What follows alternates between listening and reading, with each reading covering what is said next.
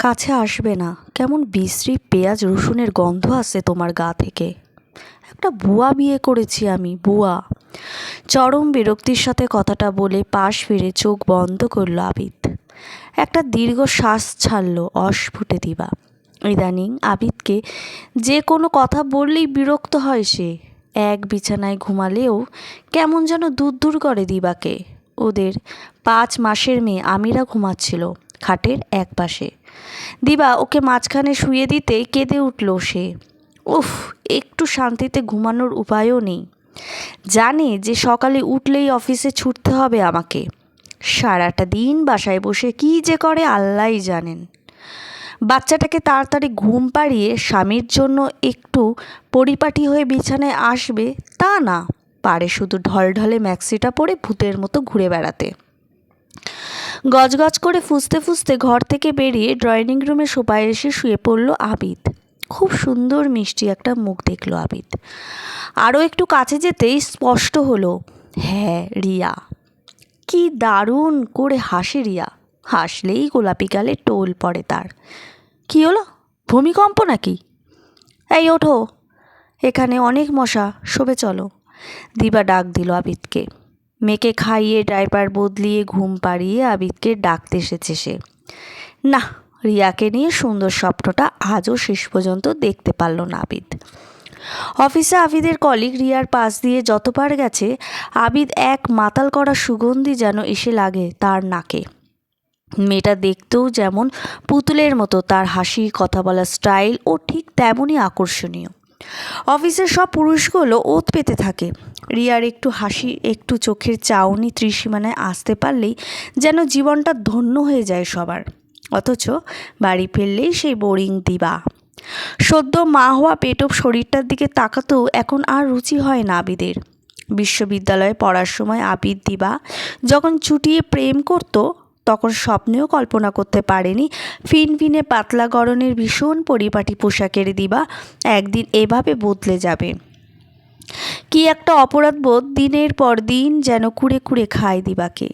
সে জানে স্বামীর মন জয় করাটা খুব কঠিন কিছু নয়, কিন্তু সারাদিন কাজের চাপে হাঁপিয়ে যায় দিবা। শ্বশুর শাশুড়ি গ্রামে থাকেন, নিজের মা অসুস্থ থাকেন বছরের বেশিরভাগ সময়। ছোট্ট 2 রুমের একটা বাসা নিয়েছে আবিদ।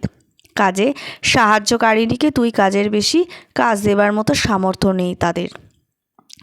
দিবার স্কুল জীবনের বান্ধবী রিনা ফোন করেছে, কালকে আমাদের এসএসসি গ্রুপের রিউনিয়ন।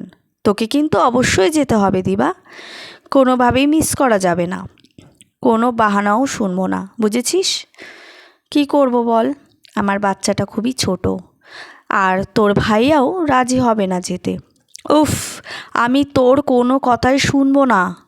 তুই এখনই বাসার ঠিকানা আমাকে পাঠিয়ে দে। পরদিন রিনা এসে প্রায় একরকম জোর করেই নিয়ে গেল দিবাকে। ওখানে যাবার পর সবাই অনেক আদর করলো দিবার ছোট্ট মেয়েটাকে। সেই স্কুল জীবনের প্রিয় মুখগুলোর সাথে দেখা হলো, শ্রদ্ধেয় শিক্ষক শিক্ষিকাদের সাথে কথা হলো। পুরনো রঙিন দিনগুলো যেন ভেসে উঠতে লাগলো চোখের ওপর।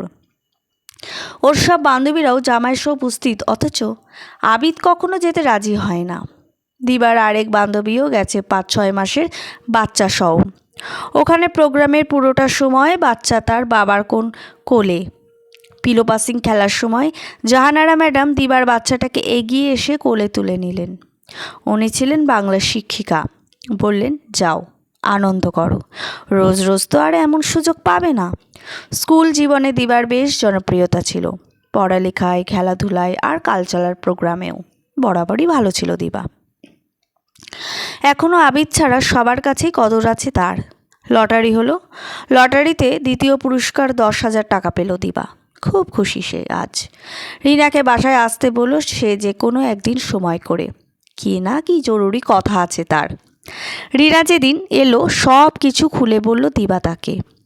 রিনা বলল দিবাকে, তুই আবার আগের মতো হয়ে যা, স্বামীকে নিয়ে অতিরিক্ত চিন্তা করা বাদ দে। যার কাছে কোনো কদর নেই তাকে এত তোলা তোলা করে মাথায় তুলেছিস বলেই আজ তোর এই অবস্থা। তাকে বুঝতে দিতে হবে তোর অভাবটা, তোর প্রয়োজনটা। তোকে স্বার্থপর হতে হবে নিজের ভালোর জন্যই। নিজেকে শক্ত করার জন্য। বাসায় এসে দিবা ভাবতে লাগলো। একটা সময় অনুভব করতে পারলো কি ভীষণ বদলে গেছে সে। এখন আর সে নিজের যত্ন নেয় না, নিজেকে সে মানুষ বলেই মনে করে না। যেখানে আবিদও আর কি দোষ দেবে সে। দিবা ঠিক করলো আজ থেকে সে আবার আগের মতো হয়ে যাবে, নিজেকে ভালোবাসবে, নিজেকে প্রাধান্য দেবে সবচেয়ে বেশি। সকালে আবিদের ঘুম ভাঙল মেয়ে আমিরার কান্নায়। বাচ্চা তারস্বরে চিৎকার করে কান্না করছে, অথচ পাশে দিবা নেই। এমন অবিশ্বাস্য ঘটনা এর আগে কখনোই দেখেনি আবিদ। বাচ্চাকে কোলে তুলে শান্ত করতে করতেই দিবাকে খুঁজতে লাগলো। সে না পেয়ে ফোন দিল। 2 বার রিং হবার পর 3য় বারে রিসিভ করলো দিবা।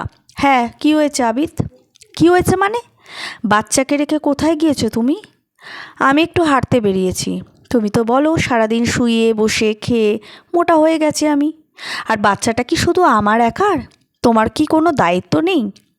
হয়েছে, এত জ্ঞান দিও না।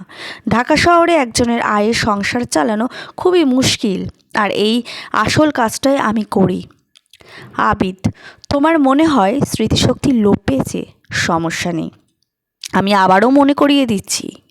আমার রেজাল্ট তোমার চেয়ে বরাবর বেশি ভালো ছিল, আর আমার অনেক ভালো ভালো চাকরির অফারও ছিল। বিয়ের পর আমি শুধু ঘর সামলাবো এই মনোভাব কিন্তু তোমার ছিল। এইসব বকবকানি বন্ধ করে এখন বলো আমিরা কি খাবে? সাইড টেবিলে ফিডিং বোতল রাখা আছে বলেই খটাস করে কেটে দিল ফোনটা দিবা। দিবা বাসায় ফিরে এলো ঘণ্টাখানিক পর। দরজায় বেল দিতেই আবিদ বাচ্চাটাকে দিবার কোলে দিয়ে, ধরো তোমার মেয়েকে বলেই হনহনিয়ে বেরিয়ে গেল অফিসের উদ্দেশ্যে। সারাটা দিন দিবা ঘরের কোনো কাজ করলো না। আজ আবিদ চলে যাবার পরই সেও বেরিয়ে গেল বাচ্চাটাকে নিয়ে। রিনা এসে নিয়ে গেল তাকে। রিনার সাথে একটা জায়গায় গেল সে, যেখানে প্রশিক্ষণ দেওয়া হয় কিভাবে একজন সাধারণ নারী উদ্যোক্তা হয়ে উঠতে পারে। লটারিতে পাওয়ার টাকার কথা জানায়নি আবিদকে সে। ওর পেছনে আর সময় নষ্ট করবে না দিবা।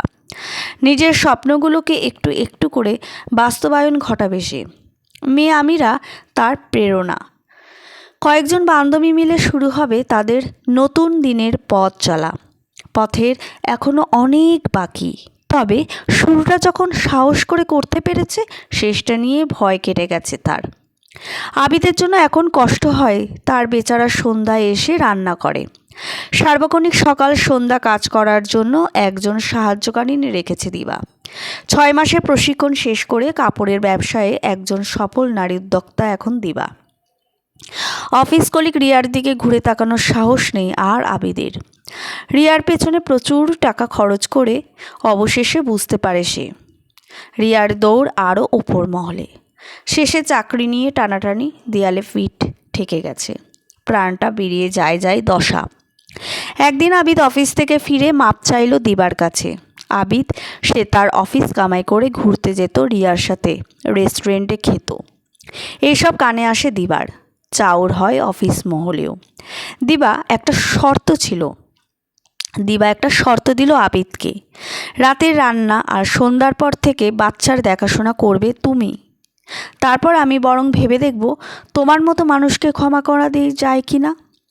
লজ্জায় যেন মরে যেতে ইচ্ছা করছিল তখন আবিদের। তখনই প্রথমবারের মতো খেয়াল করলো আবিদ দিবাকে। যত্ন নিতে নিতে নিজেকে রূপসী করে তুলেছে দিবা। না, আর কখনো কষ্ট দেবে না দিবাকে সে।